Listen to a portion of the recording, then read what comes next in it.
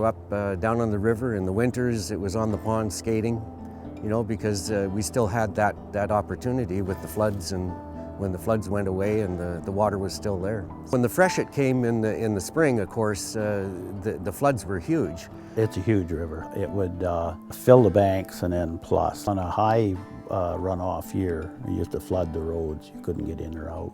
So yeah, it was a wild river. It was all the natural Columbia, so it was fast water, really fast. And to go from Revelstoke to Downey, it took, I think, 5 hours, fight the current all the way up, and I think you could come back in an hour or a little more. Good rivermen it takes a lot of experience. You don't learn it in a year. Growing up in Burton, one of the things,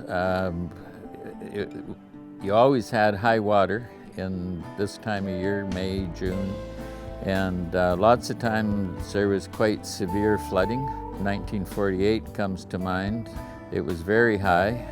The water severed the road connections. It was impossible to really get from here to from Burton to Nakusp at that time without a boat helping you across and somebody else picking you up. Well, we were on the ranch and the water came up, right covered it. And it was on the road. Most of it. On the road in front of it. Mm-hmm. We had to move our cattle. That was kind of exciting even.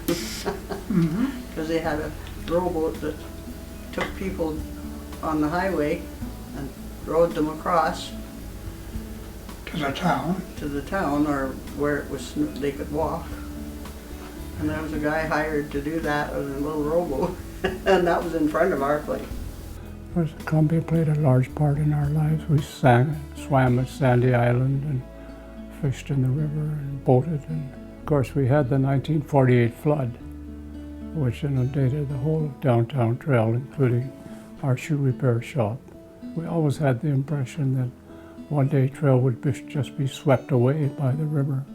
Down Bay Avenue here, there was a walkway 5 feet high, made of planks, to walk down here to get at the bridge, because we almost lost the trail bridge. It was that high. So every morning at around 6 or 6:30, I was hiking on the way to open the radio station up at 7 o'clock, and I had to cross that river. When the water got pretty high, as a matter of fact, it got so darn high that one morning I was partway across, and a big cottonwood tree had fallen in somewhere up the river and came down, and it hit the center pier, and it hit it with such a thud, I thought the whole bridge was going to go in. It just shook, and people woke up all over town because they could hear this terrible noise. We'd been flooded out in 1948. We had water running through the house up to the windowsills or whatever from that high water, and again in 61 we had, I think, a foot of water in the house at that point. So it was used to being wet, but every spring we had to run out to the riverbank every morning and check the water level to see whether we were going to have to move that day or not to go up to the old farm place that my grandparents had. When we were in high school, it was in 1961, the Columbia River flooded, and my mother owned a piece of property between what's now is Johnny's store and the Lion's Head pub. That whole stretch of road at the top of what used to be the ferry ramps was being affected by the Columbia River rising.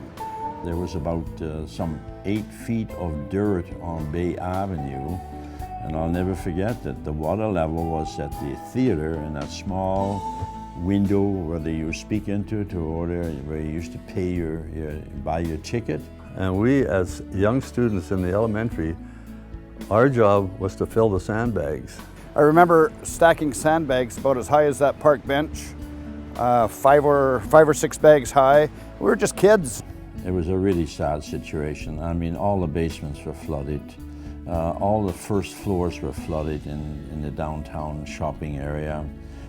It was a mess. It was very discouraging.